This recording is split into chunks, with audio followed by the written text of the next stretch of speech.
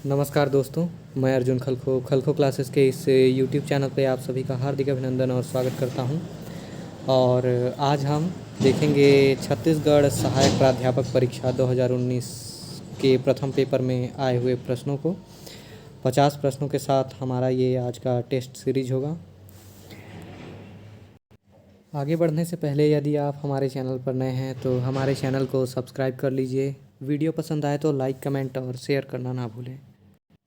साथ ही आपको अपने पढ़ाई से संबंधित किसी भी प्रकार के मार्गदर्शन की आवश्यकता होगी तो आप हमसे संपर्क करें 8889090991 पर और 8770168665 या 9391315186 और 19 पर।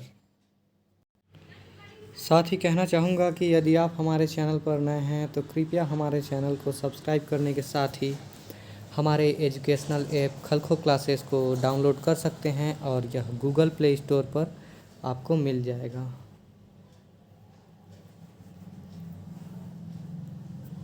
चलिए आगे बढ़ते हैं।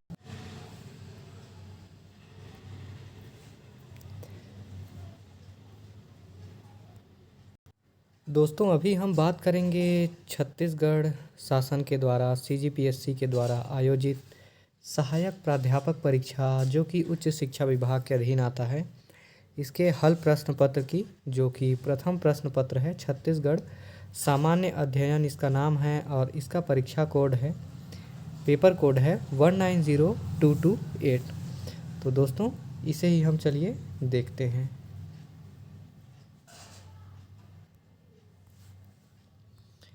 पेपर का नाम जैसा कि आप देख पा रहे हैं, इस पेपर का नाम है छत्तीसगढ़ सामान्य अध्ययन, जिसमें प्रश्नों की संख्या होगी 150 और जिस पर कुल निर्धारित अंक होंगे 100। इस प्रकार से एक प्रश्न पर 2 अंक निर्धारित हैं। ये प्रश्न पत्र सेट डी के आधार पर तैयार किए गए हैं। यहाँ आगे बढ़ने से पहले एक बात आपको बता दूं कि चाहे सेट कोई सा भी हो, लेकिन प्रश्न पूरे 50 के 50 वही होंगे। दोस्तों, यहाँ हम पहले प्रश्न से शुरुआत करते हैं। प्रश्न है, किस वंश के शासक ने जगदलपुर का दलपत सागर बनवाया था? गौर कीजिएगा, किस वंश के शासक ने छत्तीसगढ़ का में जगदलपुर शहर है उसका दलपत सागर बनवाया था? इसका सही जवाब है विकल्प नंबर बी, काकतीय वंश। काकतीय वंश ने छत्तीसगढ़ में जगदलपुर शहर पर अवस्थित दलपत सागर बनवाया था।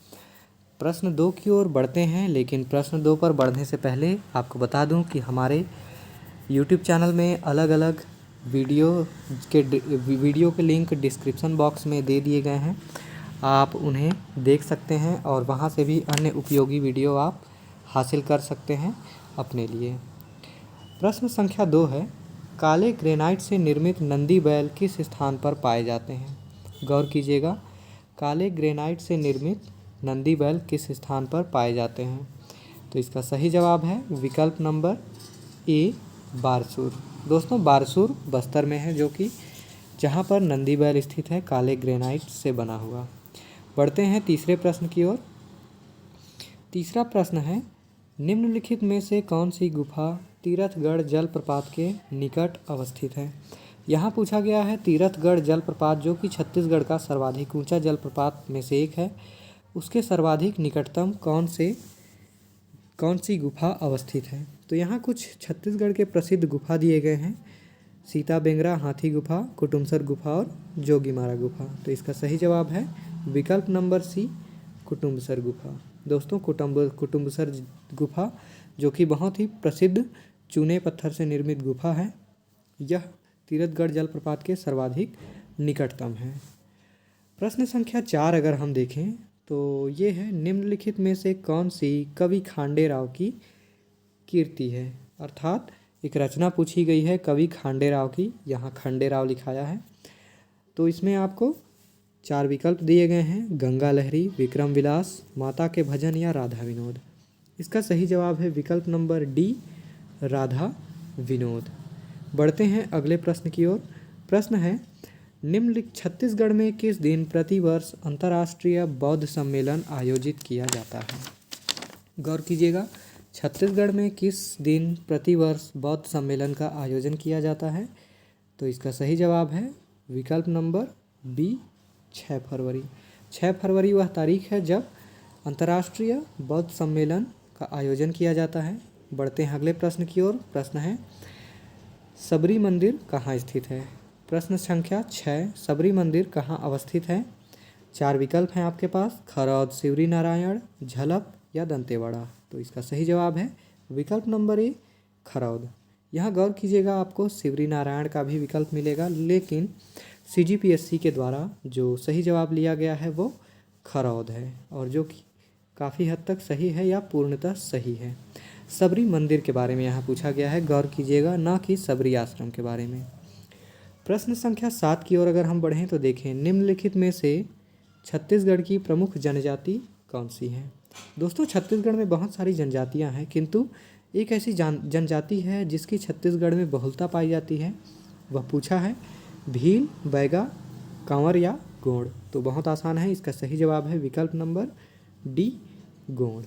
गोंड जनजाति छत्तीसगढ़ की सबसे प्रमुख जनजाति है। प्रश्न संख्या 8, भैंसा दरहा झील निम्नलिखित में से कौन सा जानवर पाया जाता है? भैंसा दरहा झील में निम्नलिखित में से कौन सा जानवर पाया जाता है? आपके पास 4 विकल्प हैं, जंगली भैंसा, मगरमच्छ, जंगली हाथी अथवा जंगली सूअर।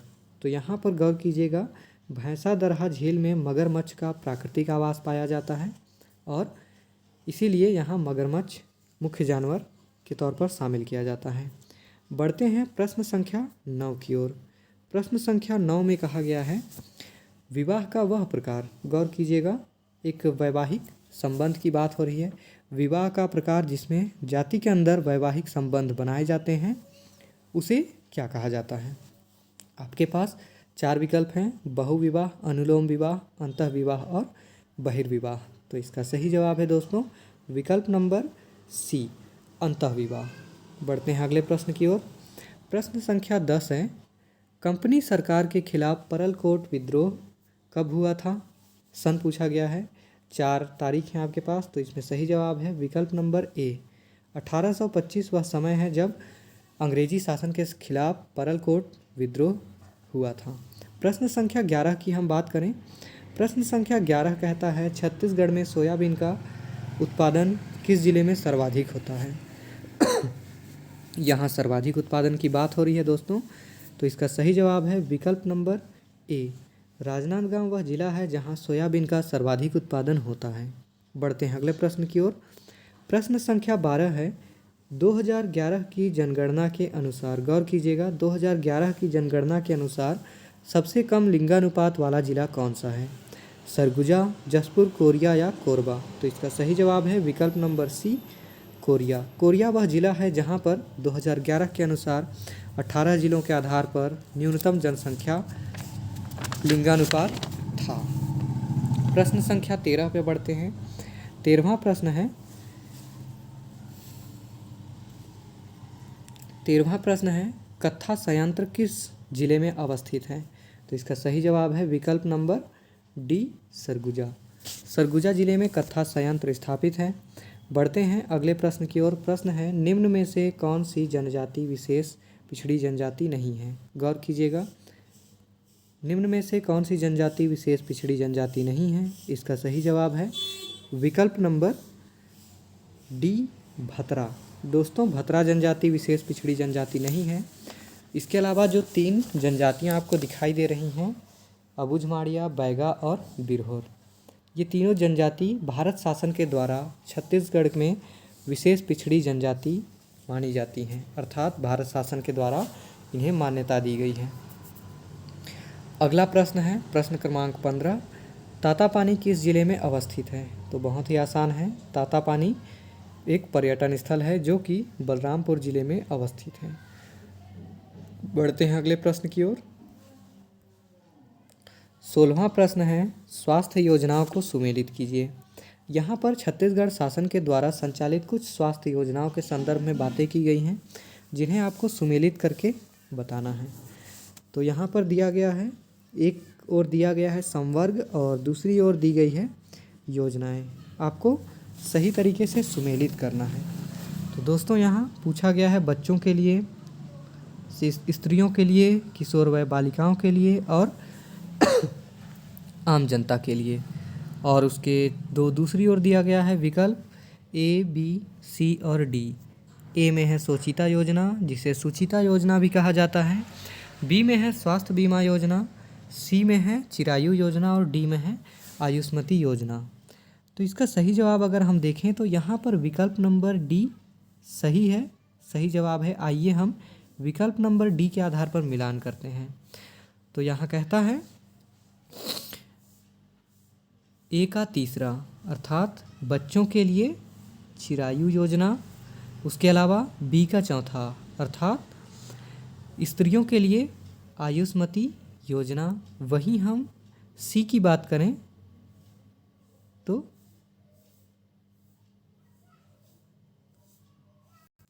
यहाँ थोड़ी सी त्रुटि हुई थी, गौर कीजिएगा।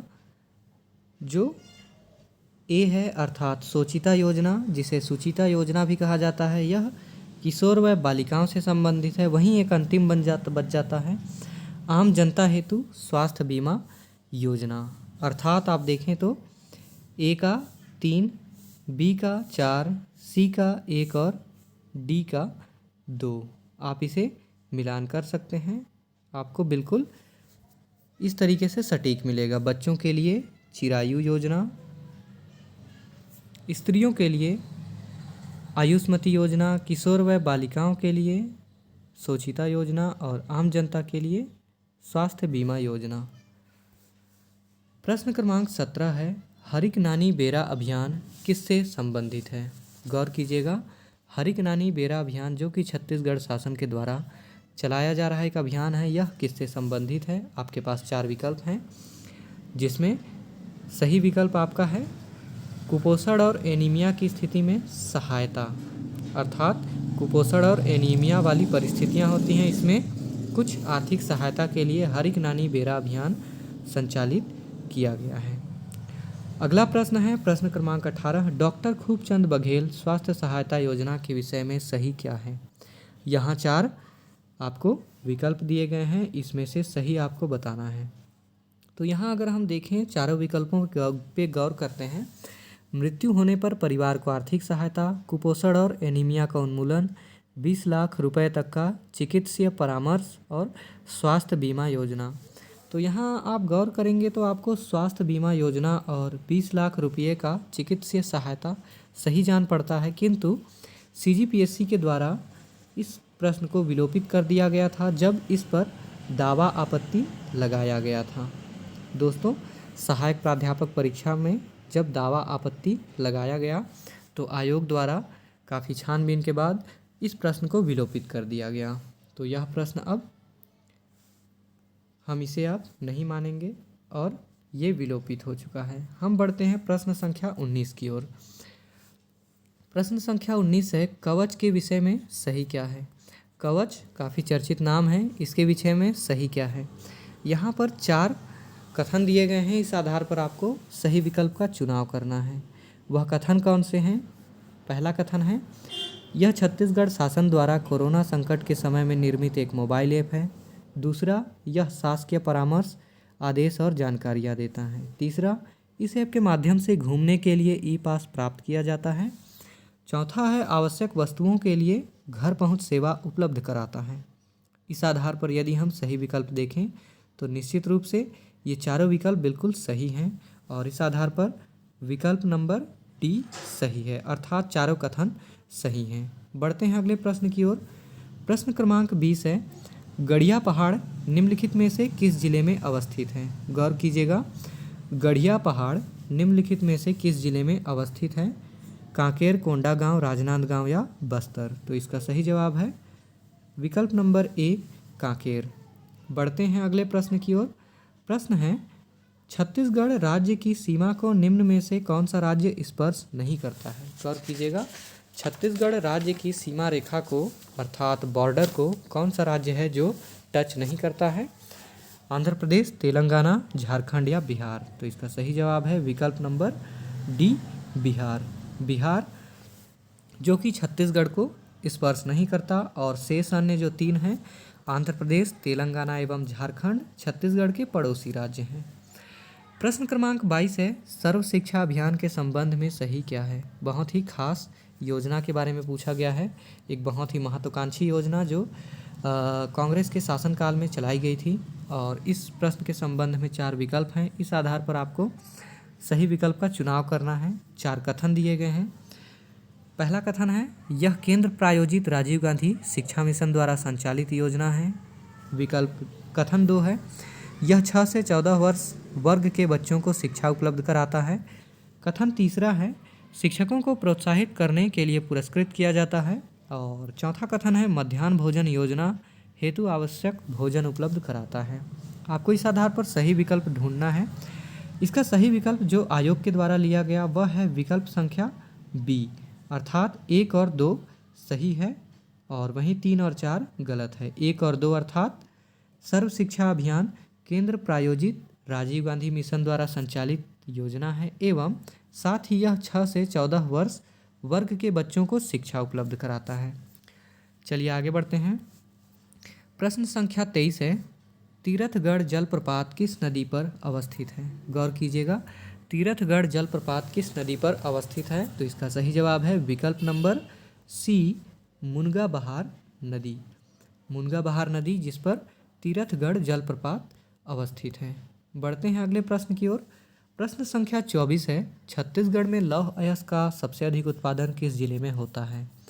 तो छत्तीसगढ़ में लौह अयस्क का सर्वाधिक उत्पादन की बात करें तो विकल्प नंबर डी, दंतेवाड़ा, जहां पर लौह अयस्क का सर्वाधिक उत्पादन होता है। और आपको पता होना चाहिए बैलाडीला की विश्व प्रसिद्ध पहाड़ी यहीं पर अवस्थित है। प्रश्न संख्या 25 की अगर हम बात करें तो प्रश्न संख्या 25 कहता है, क्षेत्रफल के दृष्टिकोण से छत्तीसगढ़ का सबसे छोटा जिला कौन सा है? आकार के अनुसार बात की गई है। 4 विकल्प हैं, इसमें सही जवाब है विकल्प नंबर बी, दुर्ग। दुर्ग जिला छत्तीसगढ़ के सभी 28 जिलों में सर्वाधिक छोटा जिला माना जाता है क्षेत्रफल के दृष्टिकोण से। प्रश्न संख्या 26 है, किस संभाग में सबसे अधिक जिले पाए जाते हैं? गौर कीजिएगा, संभागवार पूछा गया है, कौन से संभाग में सर्वाधिक जिले पाए जाते हैं? इसका सही जवाब है विकल्प नंबर डी, बस्तर जिला, जहां सर्वाधिक जिले 7 पाए जाते हैं। प्रश्न 27 है, मड़िया का उत्पादन सर्वाधिक किस जिले में होता है? गौर कीजिएगा, मड़िया का उत्पादन सबसे अधिक किस जिले में होता है यहाँ पूछा गया है। इसका सही जवाब है विकल्प नंबर ए, कोंडागांव। कोंडागांव जिले में मड़िया नामक पेय पदार्थ का उत्पादन किया जाता है। तो मड़िया क्या है? पेय पदार्थ है। गौर कीजिएगा। प्रश्न संख्या 28 है, पामेड़ अभ्यारण्य निम्नलिखित में से किस जिले में अवस्थित है? तो पामेड़ अभ्यारण्य जो है वो बीजापुर जिले में अवस्थित एक अभ्यारण्य है या सेंचुरी है। बढ़ते हैं अगले प्रश्न की ओर। प्रश्न संख्या 29 में कहता है, छत्तीसगढ़ में हीरा किस जिले में पाया जाता है? तो इसका सही जवाब है छत्तीसगढ़ में गरियाबंद वह जिला है जहाँ पर हीरा पाया जाता है। तो आपको याद रखना है। प्रश्न संख्या 30 है, छत्तीसगढ़ के किस जिले में औसत वार्षिक वर्षा सर्वाधिक है? काफ़ी अहम प्रश्न है। छत्तीसगढ़ के किस जिले में सर्वाधिक वार्षिक वर्षा होती है औसत? तो इसका सही जवाब है विकल्प नंबर सी, नारायणपुर। नारायणपुर वह जिला है जहां पर औसत वार्षिक वर्षा सर्वाधिक मात्रा में होती है। आगे बढ़ते हैं। प्रश्न संख्या हम 31 की बात करते हैं। प्रश्न 31 है, राज्य लोक सेवा आयोग के विषय में सही क्या है? गौर कीजिएगा, राज्य लोक सेवा आयोग के बारे में 4 कथन दिए गए हैं, इसमें से सही कथन को पहचानना है। पहला कथन है, इसके अध्यक्ष राज्यपाल द्वारा नियुक्त किए जाते हैं। इसके सदस्य राज्यपाल द्वारा नियुक्त किए जाते हैं। तीसरा है, इसके अध्यक्ष और सदस्यों को राज्यपाल निलंबित कर सकता है। चौथा है, इसके अध्यक्ष और सदस्यों को राज्यपाल पदच्युत कर सकता है, अर्थात पद से हटा सकता है। आपके पास 4 विकल्प हैं, इसमें से सही विकल्प चुनना है। सही विकल्प है विकल्प नंबर सी, जिसमें पहला, दूसरा और तीसरा कथन सही माना गया है, अर्थात चौथा विकल्प गलत है और शेष 3 सही हैं। शेष 3 कौन से हैं? राज्य लोक सेवा आयोग के विषय में है, राज्यपाल द्वारा नियुक्ति की जाती है अध्यक्ष की और सदस्यों की, और साथ ही अध्यक्ष और सदस्यों को राज्यपाल के पास ये अधिकार होता है कि वह इसके सदस्यों को और अध्यक्षों को पद से हटा सकता है। तो यहाँ राज्यपाल की काफ़ी अहम भूमिका बन जाती है। प्रश्न संख्या 32 है, निम्नलिखित में से कौन सा कार्य राज्यपाल की विधायी शक्ति है?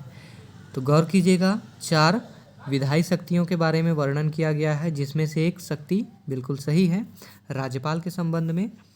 पहला है अध्यादेश जारी करना, दूसरा है विधानसभा का अधिवेशन बुलाना, तीसरा है विधानसभा में आंग्ल भारतीय सदस्यों का मनोनयन एवं चौथा है विधानसभा को संबोधित करना। तो यहाँ पर पूछा गया है कि सही कौन सा है।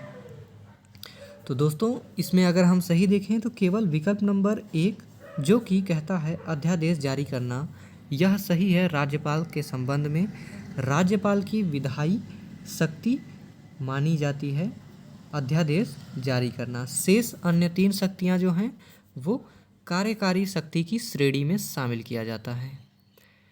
बढ़ते हैं अगले प्रश्न की ओर।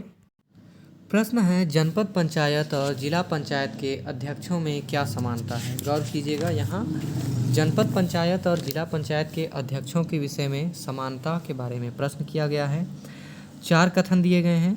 पहला है दोनों अप्रत्यक्ष रूप से चुने जाते हैं, दूसरा है दोनों मूलतः संस्था के सदस्य के रूप में चुने जाते हैं, तीसरा है दोनों को अविश्वास प्रस्ताव द्वारा पदच्युत किया जाता है, चौथा है दोनों समान जनता का प्रतिनिधित्व करते हैं। इस आधार पर हम अगर विकल्प देखें तो विकल्प सी बिल्कुल सही है और विकल्प सी कहता है कि चौथा गलत है और बाकी सभी सही हैं। अर्थात जनपद पंचायत और जिला पंचायत के अध्यक्ष अप्रत्यक्ष रूप से चुने जाते हैं। उसके अलावा दोनों मूल तौर पर संस्था के ही सदस्य होते हैं। साथ ही दोनों को अविश्वास प्रस्ताव द्वारा हटाया जा सकता है। तो इस प्रकार से विकल्प नंबर सी सही है। बढ़ते हैं अगले प्रश्न की ओर।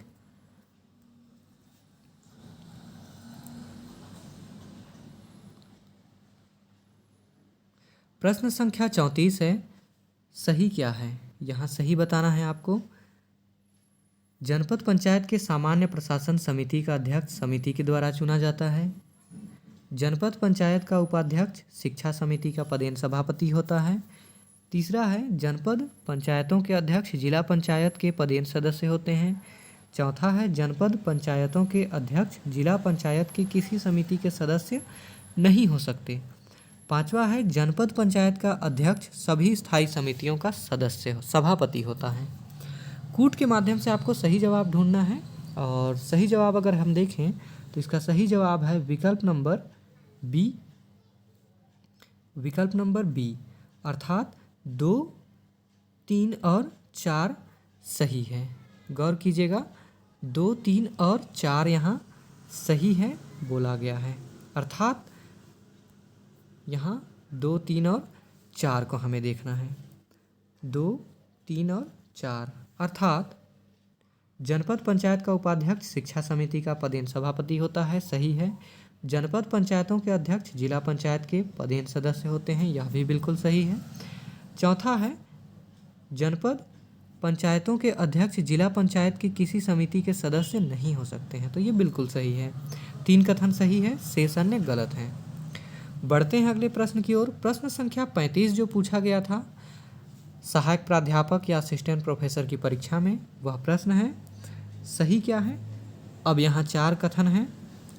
पहला है किसी लघुत्तर नगरीय क्षेत्र के लिए नगर पालिका परिषद का गठन किया जाता है।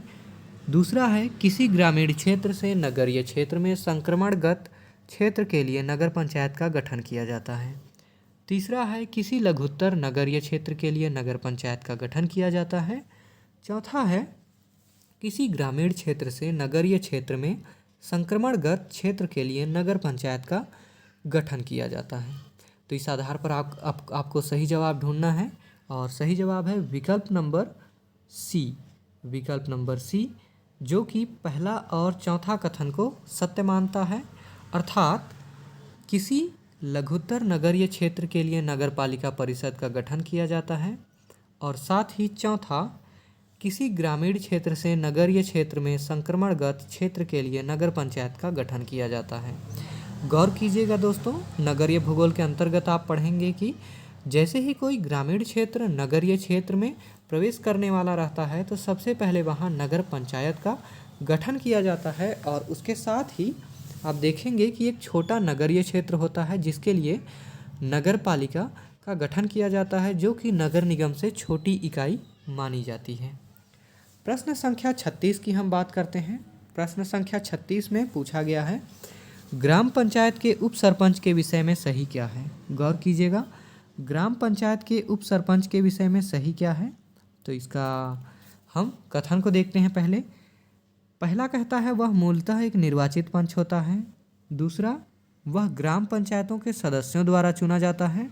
तीसरा, उसे प्रत्यावर्तित किया जा सकता है। चौथा है, उप सरपंच चुने जाने के बाद वह पंच पद से त्यागपत्र दे देता है। पांचवा है, पंच और उप सरपंच के रूप में उसकी दोहरी भूमिका होती है। तो इसका सही जवाब देखें तो विकल्प नंबर डी सही है। आइए इस आधार पर हम देखते हैं। विकल्प नंबर डी के अनुसार यदि हम देखें तो यहाँ पहला, दूसरा और पांचवा कथन सही दिखाई पड़ रहा है। अर्थात उप सरपंच मूलतः एक निर्वाचित पंच है, साथ ही वह ग्राम पंचायत के सदस्यों द्वारा चुना जाता है, और साथ ही पांचवा कथन जो कि सही है, पंच और उप सरपंच के रूप में उसकी दोहरी भूमिका होती है। यहाँ तीसरा और चौथा कथन गलत है, जो कि कहता है कि उसे प्रत्यावर्तित किया जा सकता है, अर्थात नहीं किया जा सकता। साथ ही कहता है उप सरपंच चुने जाने के बाद वह पंच पद से त्यागपत्र दे देता है। तो ऐसा नहीं है दोस्तों, उप सरपंच चुने जाने पर कोई भी पंच हमेशा अपने पंच के पद का भी निर्वाह करता है। बढ़ते हैं हम प्रश्न संख्या 37 की ओर। प्रश्न संख्या 37 है, संसदीय सचिव किसके समक्ष अपने पद की शपथ लेते हैं। संसदीय सचिव किसके समक्ष अपने पद की शपथ लेते हैं। तो यहाँ पर 4 विकल्प दिया गया है। राज्यपाल, उच्च न्यायालय के मुख्य न्यायाधीश, मुख्यमंत्री या मुख्य सचिव। तो इसका सही जवाब है विकल्प नंबर सी, मुख्यमंत्री। अर्थात मुख्यमंत्री के समक्ष ही सभी संसदीय सचिव शपथ लेने का कार्य करते हैं। बढ़ते हैं अगले प्रश्न की ओर। प्रश्न संख्या 38 में सुमेलित करने के लिए कहा गया है, और प्रश्न कहता है जिला पंचायत की समितियों और उनके कार्यों के संदर्भ में सुमेलित कीजिए। समिति और उनके कार्य दिए गए हैं, जिसमें कहा गया है सामान्य प्रशासन समिति, कृषि समिति, शिक्षा समिति और संचार और संकर्म समिति। इन चारों को आपको सुमेलित करना है किनसे? अस्पृश्यता निवारण, ग्रामीण जल प्रदाय, लेखा और पशुपालन। तो कूट के आधार पर यदि हम देखें तो विकल्प डी बिल्कुल सही है। आइए इस आधार पर हम मिलान करते हैं। विकल्प डी जो कि कहता है तीसरा का ए, अर्थात ए जो है वो नंबर 3 पे बैठता है, अर्थात शिक्षा समिति अस्पृश्यता निवारण हेतु कार्य करती है। वहीं हम देखते हैं बी का चौथा, अर्थात संचार और संकर्म समिति ग्रामीण जल प्रदाय हेतु कार्य करता है। उसके अलावा तीसरा हम देखें तो सी विकल्प जो है लेखा, वह सामान्य प्रशासन समिति का काम है। और वहीं हम देखें अगर डी पशुपालन, तो वह कृषि समिति के अंतर्गत आता है। बढ़ते हैं अगले प्रश्न की ओर। प्रश्न संख्या 39 कहता है सही क्या है। यहाँ कथन दिए गए हैं और उस आधार पर आपको सही और गलत बताना है। पहला कथन है राज्यपाल एक संवैधानिक प्रमुख होता है। दूसरा, राज्यपाल का कार्यकाल 5 वर्ष का होता है। तीसरा, राज्यपाल सामान्यतया मंत्रिपरिषद की सलाह पर अपनी शक्तियों का प्रयोग करता है। वहीं चौथा है राज्यपाल मंत्रिपरिषद को किसी सलाह पर पुनर्विचार हेतु कह सकता है। इस आधार पर अगर हम सही विकल्प देखें तो विकल्प डी बिल्कुल सही है, और इस आधार पर चारों कथन बिल्कुल सही हैं। अर्थात राज्यपाल एक संवैधानिक प्रमुख होता है निश्चित रूप से, कार्यकाल 5 वर्ष का होता है, और साथ ही यह मंत्रिपरिषद की सलाह पर ही अपने शक्तियों का प्रयोग करता है, अर्थात स्वतंत्र नहीं है राज्यपाल। उसके साथ ही राज्यपाल को एक शक्ति प्राप्त होती है कि वह मंत्रिपरिषद को किसी सलाह पर या किसी विधेयक पर पुनर्विचार हेतु कह सकता है। बढ़ते हैं प्रश्न संख्या 40 की ओर। प्रश्न संख्या 40 कहता है छत्तीसगढ़ राज्य विधानसभा की गणपूर्ति कितनी है। अर्थात कोरम के बारे में बात किया गया है कि यदि कोई सेशन चलना है, सत्र चलना है, तो इसके लिए कितने सदस्यों का होना आवश्यक है। चूँकि छत्तीसगढ़ में जो विधायकों की संख्या 90 + 1 अर्थात 91 है, तो इस आधार पर जो गणपूर्ति संख्या निर्धारित होती है वह यहाँ पर 10 आती है। अर्थात विकल्प नंबर बी बिल्कुल सही है। छत्तीसगढ़ विधानसभा की गणपूर्ति जो है वो 10 है। बढ़ते हैं अगले प्रश्न की ओर। प्रश्न है रतनपुर के कलचुरी राजवंश की राजकुमारी का विवाह फड़ी नागवंश के किस राजा के साथ हुआ था। गौर कीजिएगा, रतनपुर के कलचुरी राजवंश जो कि छत्तीसगढ़ में सर्वाधिक लंबे समय तक शासन करने वाले राजवंश थे, उनकी एक राजकुमारी थी जिनका विवाह फड़ी नागवंश के एक राजा के साथ हुआ था। उस राजा का नाम क्या है। तो इस राजा का नाम है विकल्प नंबर डी रामचंद्र देव। अर्थात रामचंद्र देव से रतनपुर के कलचुरी राजवंश की राजकुमारी का विवाह हुआ था। बात करें हम प्रश्न संख्या 42 की, तो प्रश्न संख्या 42 जो कि कहता है ब्रिटिश नियंत्रण काल में छत्तीसगढ़ के जमींदारों से लिया जाने वाला कर कौन सा था। ओवरी, मालगुजारी, सेवैया, टकोली। काफ़ी विवादास्पद प्रश्न था यह, लेकिन पीएससी के द्वारा जो आंसर लिया गया है, जवाब वह है विकल्प नंबर डी टकोली। अर्थात टकोली छत्तीसगढ़ में जमींदारों से लिया जाने वाला कर था जो कि ब्रिटिश नियंत्रण काल में लिया जाता था। प्रश्न संख्या 43 की ओर यदि हम बढ़ें तो प्रश्न पूछता है रायपुर जिला कांग्रेस कमेटी के प्रथम अध्यक्ष कौन थे। तो इसका सही जवाब है विकल्प नंबर सी बैरिस्टर CM ठक्कर। अर्थात बैरिस्टर CM ठक्कर रायपुर जिला कांग्रेस कमेटी के प्रथम अध्यक्ष थे। प्रश्न संख्या 44 की अगर हम बात करें तो छत्तीसगढ़ की खैरागढ़ रियासत के संबंध में निम्नलिखित में से कौन सा कथन सत्य है। तो यहाँ पर जो 4 विकल्प आपको दिए गए हैं, इस आधार पर एक सही विकल्प चुनना था, किंतु आयोग के द्वारा इस प्रश्न को विलोपित कर दिया गया है। और अगर इसका सही जवाब आपको पता है तो आप कृपया कमेंट बॉक्स में मुझे कमेंट कर सकते हैं, और इसलिए मैं इस प्रश्न को आपके लिए छोड़ दे रहा हूँ। बढ़ते हैं अगले प्रश्न की ओर।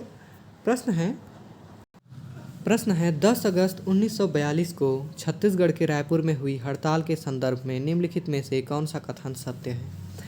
4 आपको कथन दिए गए हैं और इसमें से कोई एक कथन है जो बिल्कुल सही है। उस सही कथन को आपको पहचानना है। ए कहता है राष्ट्रीय विद्यालय के विद्यार्थियों ने जुलूस निकाला और हड़ताल कराई। बी कथन है जिला कांग्रेस कमेटी की ओर से हड़ताल का आह्वान किया गया। सी है शासकीय हाई स्कूल के विद्यार्थियों ने जुलूस निकाला और हड़ताल कराई। डी है छत्तीसगढ़ कॉलेज के विद्यार्थियों ने जुलूस निकाला और हड़ताल कराई। तो इसका सही जवाब है विकल्प नंबर डी छत्तीसगढ़ कॉलेज के विद्यार्थियों ने जुलूस निकाला और हड़ताल कराई। अन्य 3 जो हैं वो बिल्कुल गलत हैं इस संदर्भ में, और सही है विकल्प नंबर डी। बढ़ते हैं प्रश्न क्रमांक 46 की ओर।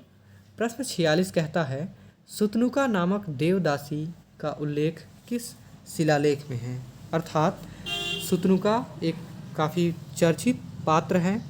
मेघदूत की रचना, मेघदूत की अर्थात महाकवि कालिदास की रचना मेघदूतम में सुतनुका का उल्लेख होता है, और इसके संदर्भ में एक गुफा का भी वर्णन होता है।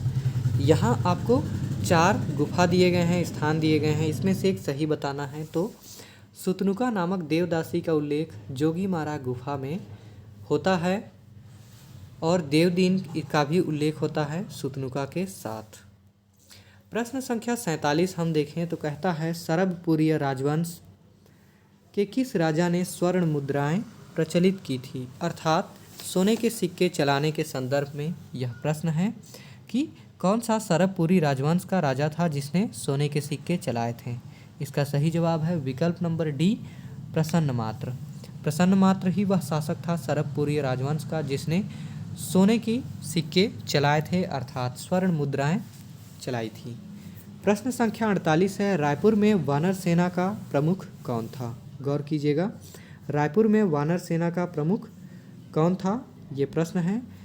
और इसका सही जवाब है विकल्प नंबर बी, बलीराम आज़ाद। अर्थात बलीराम आज़ाद रायपुर में वानर सेना का प्रमुख था। बढ़ते हैं प्रश्न संख्या 49 की ओर। प्रश्न संख्या 49 कहता है, ग्राम सभा की बैठकों में गढ़पूर्ति के लिए कौन उत्तरदायी होता है। यहाँ रिस्पॉन्सिबल पर्सन की बात हो रही है, तो याद रखिएगा ग्राम सभा की बैठक में गढ़पूर्ति के लिए जो जिम्मेदार व्यक्ति है वह है विकल्प नंबर ए और सी। अर्थात यहाँ पर सरपंच और पंच ग्राम सभा की बैठकों में गढ़पूर्ति के लिए उत्तरदायी या रिस्पॉन्सिबल माने जाते हैं। प्रश्न संख्या 50 की ओर हम बढ़ते हैं। प्रश्न संख्या 50 जो है वो कहता है ग्राम सभा की बैठकों की अध्यक्षता करने के विषय में सही क्या है। गौर कीजिएगा, ग्राम सभा की बैठकों के अध्यक्षता करने के विषय में सही क्या है। तो इसमें जो कथन दिए गए हैं, सरपंच ग्राम सभा के बैठकों की अध्यक्षता करता है। 2, सरपंच की अनुपस्थिति में उप सरपंच ग्राम सभा की बैठकों की अध्यक्षता करता है। 3, सरपंच और उप सरपंच की अनुपस्थिति में वरिष्ठ पंच बैठक की अध्यक्षता करता है। चौथा है, सरपंच और उप सरपंच की अनुपस्थिति में ग्राम सभा में उपस्थित सदस्य अध्यक्ष का निर्वाचन करते हैं और वह बैठक की अध्यक्षता करता है। इस आधार पर अगर हम सही विकल्प देखें तो विकल्प नंबर सी बिल्कुल सही है। विकल्प नंबर सी के आधार पर है पहला, दूसरा और पांचवा। अर्थात पहला, दूसरा और जो चौथा कथन है ये सही है। अर्थात सरपंच और उप सरपंच की अनुपस्थिति में ग्राम सभा में उपस्थित सदस्य अध्यक्ष का निर्वाचन करते हैं और वह बैठक की अध्यक्षता करता है। साथ ही 2, सरपंच की अनुपस्थिति में उप सरपंच ग्राम सभा की बैठकों की अध्यक्षता करता है और 1, ग्राम सभा में सरपंच बैठकों की अध्यक्षता करता है। गौर कीजिएगा, यहाँ जो ये 4 है इसे मैंने गलती से 4 लिख दिया है, ये दरअसल 5वां कथन है। तो इस प्रकार से ये सारे 50 प्रश्न यहाँ पर समाप्त होते हैं और उम्मीद है आपको यह वीडियो बहुत पसंद आया होगा। वीडियो पसंद आया है तो वीडियो को लाइक करें, कमेंट करें, अधिक से अधिक शेयर करें और बहुत ही ज़रूरी चीज़ बेल आइकॉन का बटन दबाएं और मेरे इस यूट्यूब चैनल खलखो क्लासेस को सब्सक्राइब अनिवार्य तौर पर कर लें। और साथ ही अंत तक देखने के लिए बहुत बहुत धन्यवाद। आप डिस्क्रिप्शन बॉक्स में जाकर मेरे अन्य वीडियो को देख सकते हैं।